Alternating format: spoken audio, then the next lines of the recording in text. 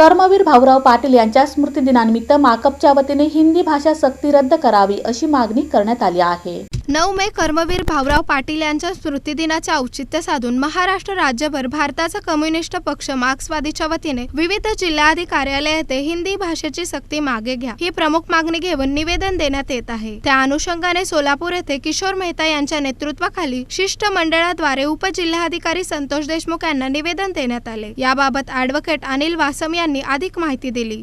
माननीय उपजिल्हाधिकारी यांना निवेदन देण्यात आलेलं आहे की महाराष्ट्र सरकारनं महाराष्ट्र राज्यामध्ये हिंदी भाषेची सक्ती करण्याच्या विचाराधीन होतं आणि त्यामुळे हिंदी भाषेची सक्ती करू नये आणि मराठी भाषेचं संवर्धन केलं पाहिजे याकरता आम्ही आज निवेदन दिलेलं आहे। आज 9 मे अर्थातच ग्रामीण भागातील शिक्षण ज्यांनी प्रत्येकाच्या घराघरापर्यंत घेऊन गेलेले असे जनक महर्षी शिक्षण महर्षी कर्मवीर भाऊराव पाटील यांच्या स्मृतिदिनाचं औचित्य साधून आज आपण निवेदन दिलं।